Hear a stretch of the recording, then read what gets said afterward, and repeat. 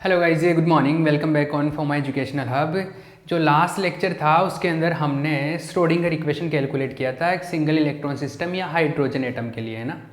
या तो हाइड्रोजन परमाणु बोल लो या एकल इलेक्ट्रॉन परमाणु जो भी है जिसमें भी सिंगल एक इलेक्ट्रॉन होता है, उस सिस्टम के लिए हमने श्रोडिंगर इक्वेशन कैलकुलेट कर लिया था। अब कई बार तो एक दो दफ़ा ऐसा पूछा गया है कि केवल इक्वेशन कैलकुलेट करो, तो इक्वेशन तक यहाँ तक कैलकुलेट करना है, छोटा क्वेश्चन आता है तो इसके आगे भी इसको सोल्व करना होता है ना। ये जो इक्वेशन कैलकुलेट किया है इसको हम लोग वेरिएबल सेपरेबल मेथड होता है, जो चर पृथक्करण विधि होती है, उसकी हेल्प से हम लोग इसको थोड़ा और सोल्व करते। कंप्लीटली तो सोल्व नहीं करते, लेकिन एक लिमिट तक जाके हम इसको सोल्व करते हैं, जो आपके सिलेबस में जहाँ तक दे रखा है तो वहाँ तक इसको सोल्व करेंगे।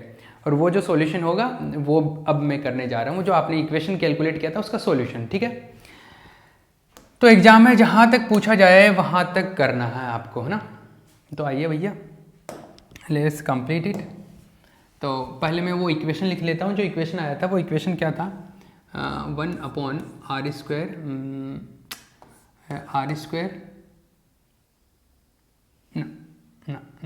ना ऐसा नहीं था, ये था del by del r²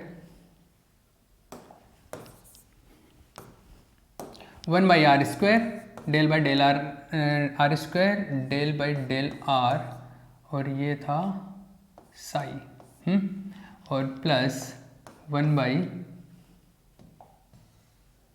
by ये था साइन स्क्वायर थीटा था क्या यहाँ पे, जो भी था। एक सेकेंड, क्या आंसर आया था आपके पास लिखा हुआ होगा, मेरे पास लिखा हुआ नहीं है। ये लास्ट में जो आपका आंसर आया था वो आया था r² साइन थीटा, हाँ ये है डेल बाई डेल थीटा और sine theta del psi by del theta, okay. और अभी तो और भी टर्म, अरे वाह, 1/r sine square theta del square psi upon del phi square, और वन लास्ट टर्म इज एक और टर्म है और वो था 2m/h² e minus V psi equals to 0। ये था अपना कंप्लीट,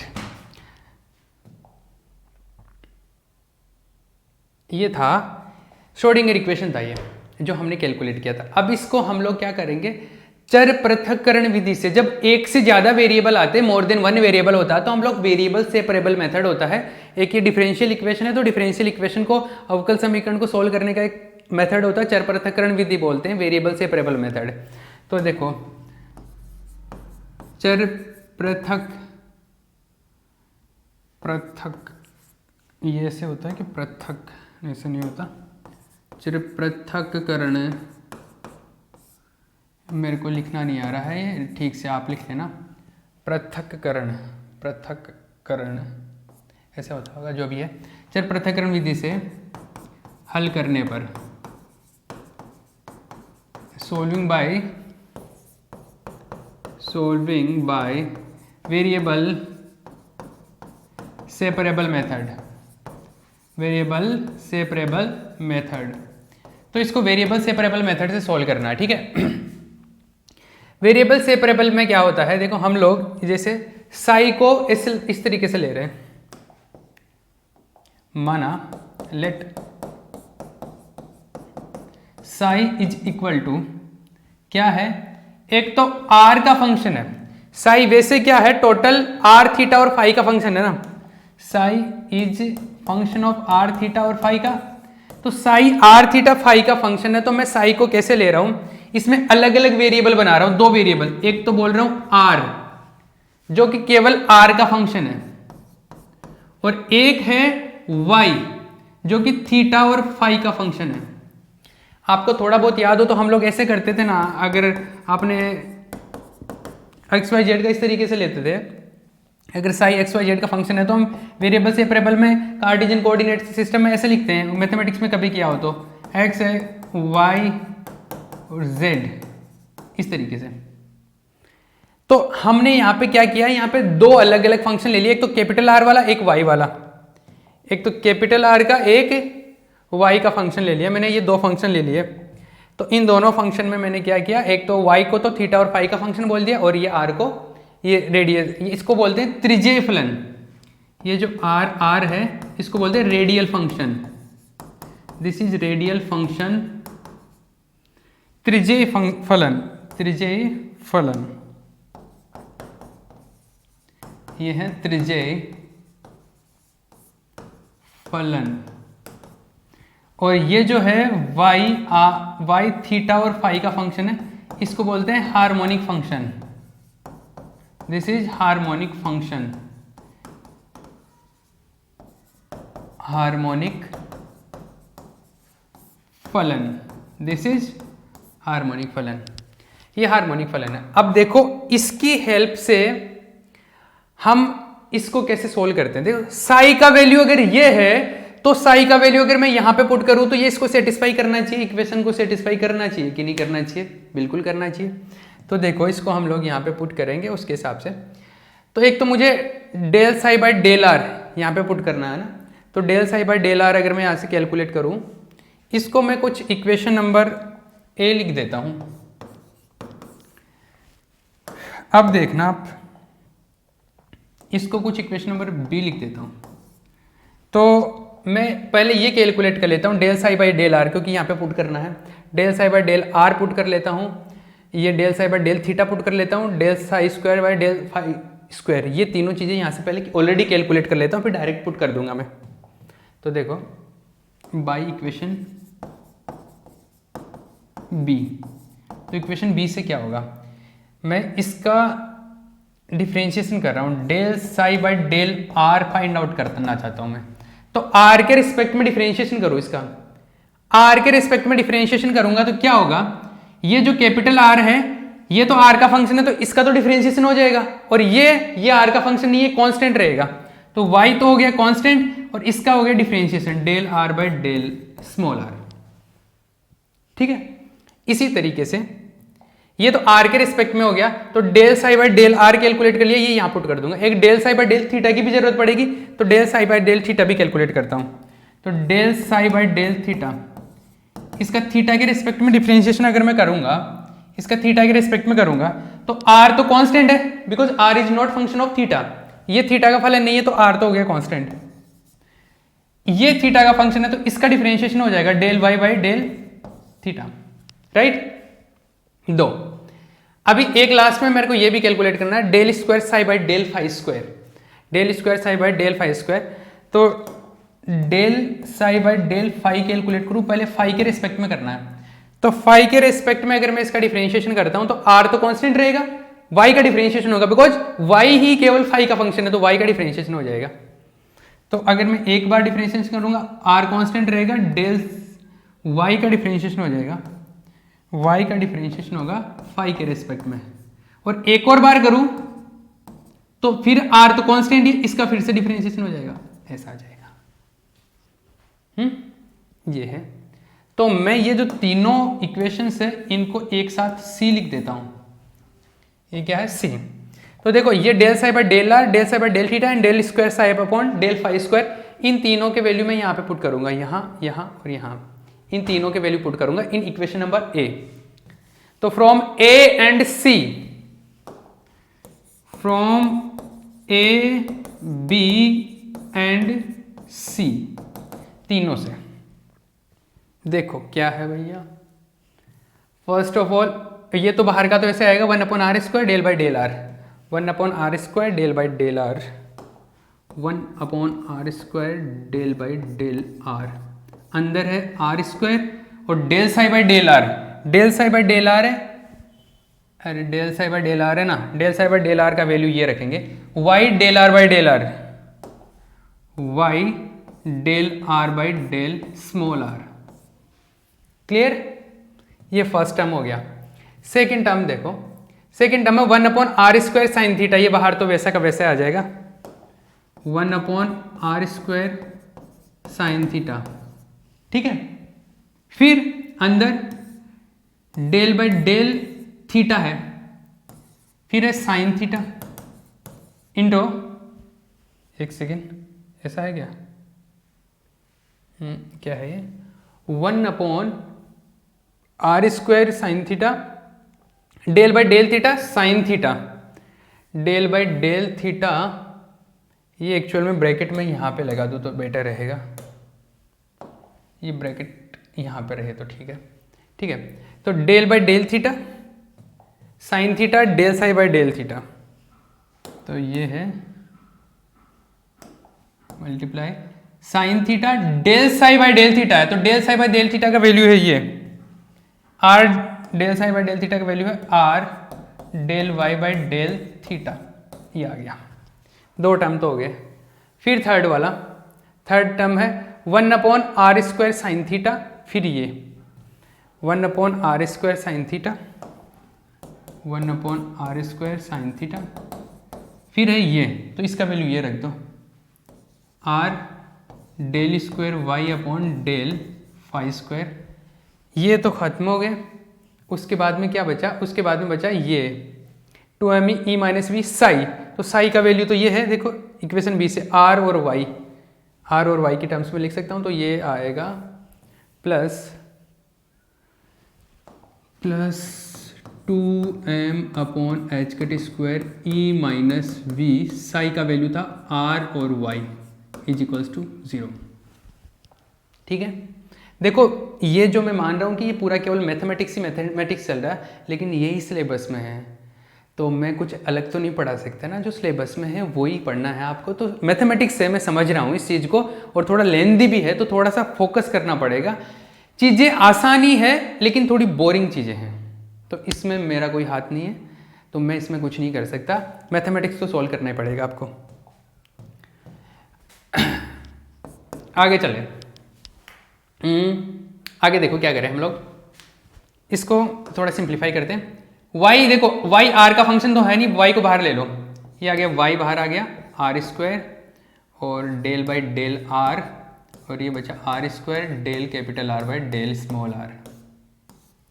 फिर इसमें r थीटा का फंक्शन नहीं है, तो r को बाहर ले लो, r small r square sine theta del by del theta sine theta del capital Y upon del theta, फिर प्लस r तो है ही r square sine theta del square Y upon del phi square plus 2m upon H cut square E minus V r into Y equals to 0।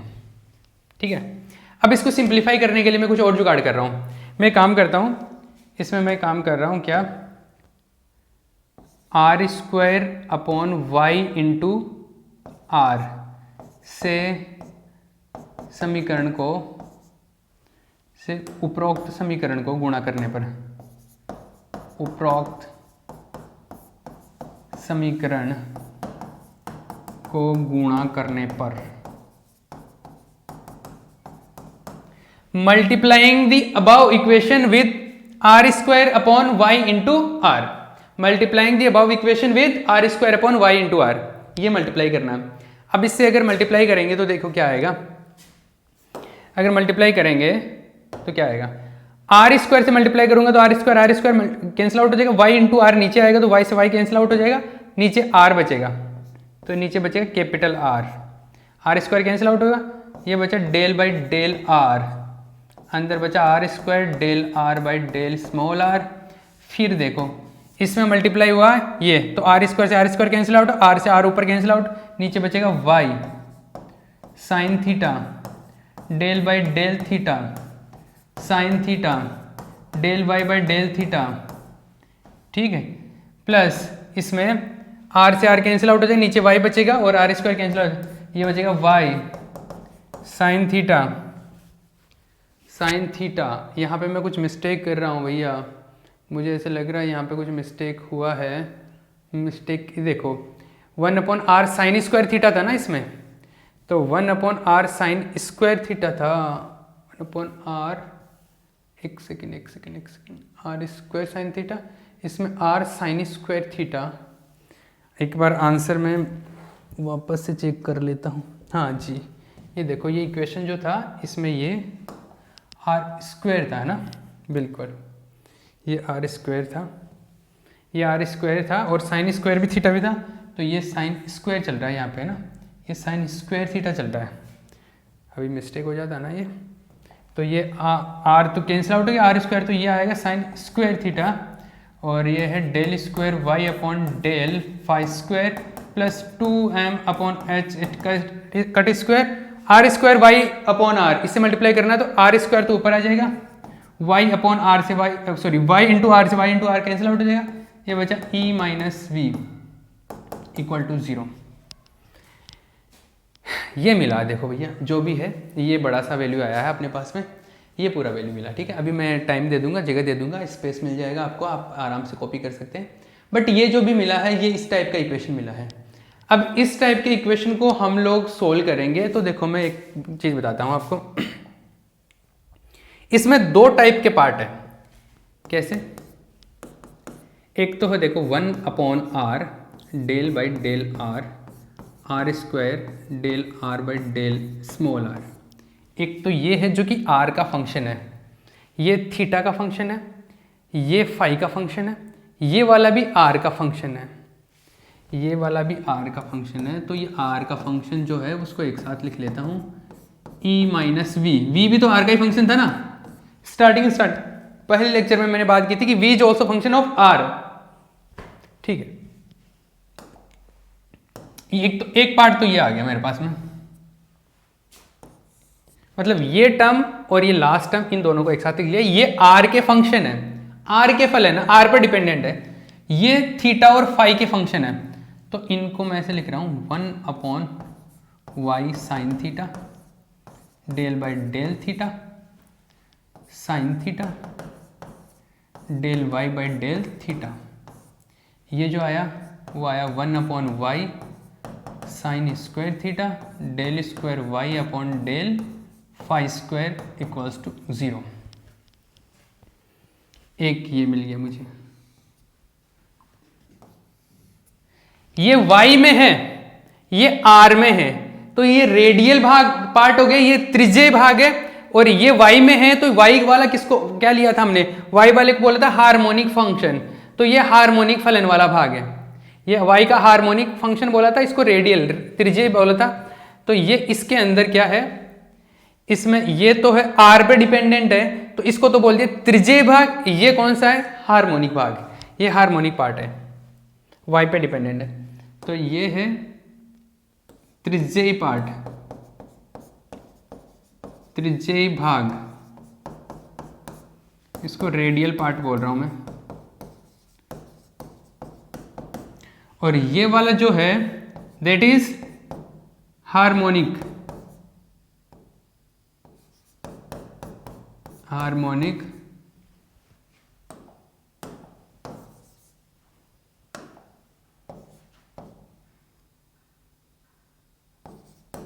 Harmonic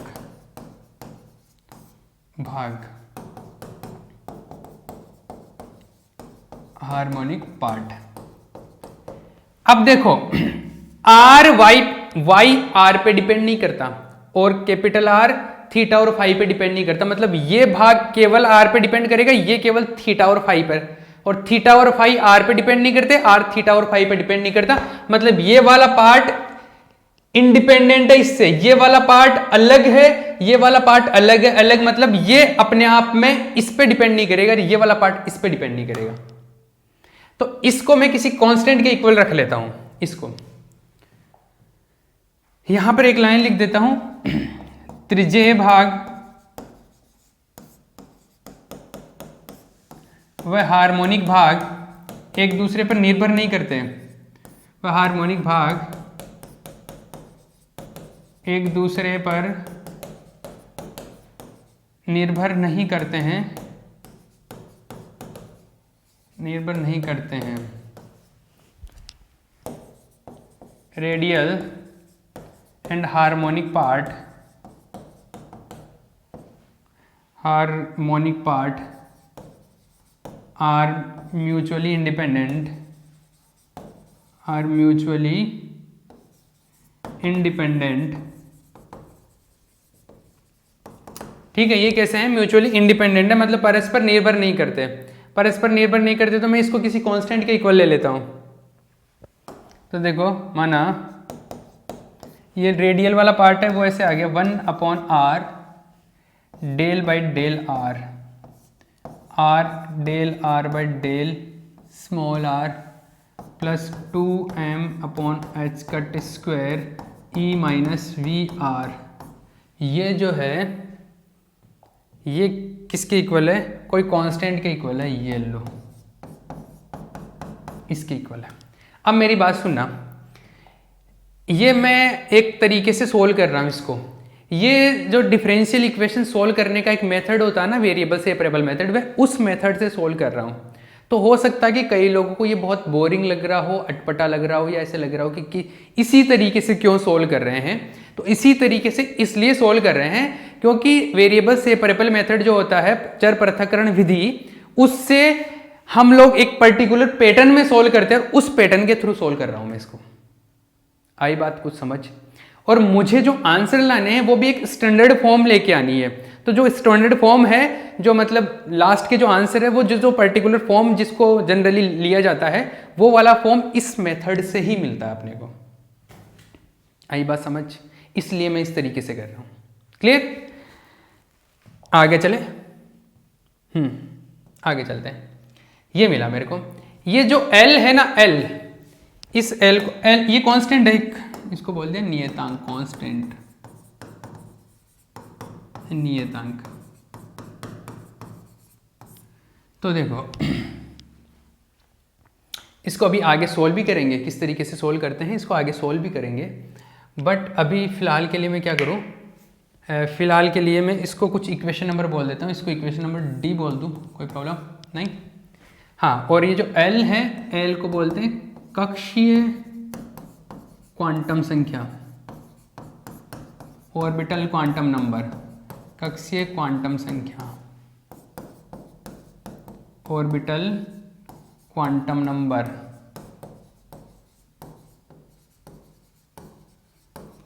orbital quantum number बोलते हैं इसको, L को। ठीक है, ये ऐसे आ गया। अब देखो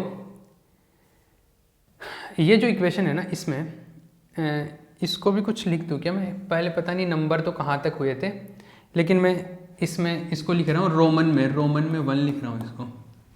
तो इसके अंदर इसको तो मैंने L+1 रख लिया, तो इसका वैल्यू L+1 पुट कर देता हूँ। एक बार मैं पहले टाइम देख लूँ कहाँ तक पहुँचे हम लोग। अभी टाइम है अपने पास। तो देखो ये जो रेडियल पार्ट था इसको ले लिया मैंने L+1, तो इसका वैल्यू पुट कर रहा हूँ L+1। बाकी ये जो बचेगा ये आ जाएगा।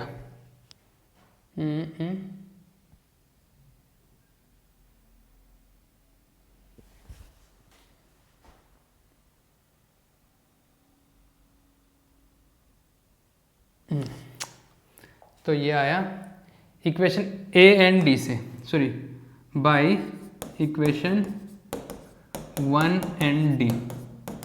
तो पहले तो ये लिख दिया मैंने L+1, और वो जो बचा था हार्मोनिक पार्ट, वो हार्मोनिक पार्ट लिख दूंगा इसके बाद में। हार्मोनिक पार्ट को मैं यहाँ से कॉपी करके उठा लेता हूँ। ये है ये तो मैंने इसका तो वैल्यू L+1 रख दिया, बाकी जो बचा वो 1 में रख रहा हूँ मैं डायरेक्ट। तो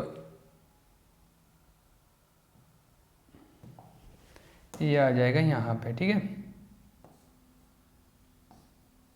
जो भी है। तो ये आ गया प्लस, ठीक है, ये इक्वल टू 0, ये इक्वल टू 0 आ गया। ये कौन सा हो गया? ये हार्मोनिक इक्वेशन हो गया। अब एक तरीके से ये ऐसे आ गया 1/y sine theta del by del theta sine theta del y by del theta plus 1/y sine square theta del square y upon del phi square is equals to, ये L+1 उधर भेज दो तो ये हो जाएगा माइनस L+1। ठीक है, ये हार्मोनिक पार्ट आ गया, और इस हार्मोनिक पार्ट को हम लोग सोल्व करेंगे अब, और इस हार्मोनिक पार्ट के लिए अलग से सॉल्यूशन करेंगे।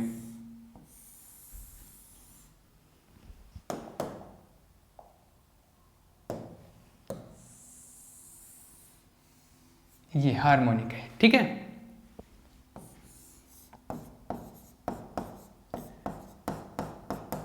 ये हार्मोनिक फलन है एक तरीके से, हार्मोनिक पार्ट बोल दो इसको।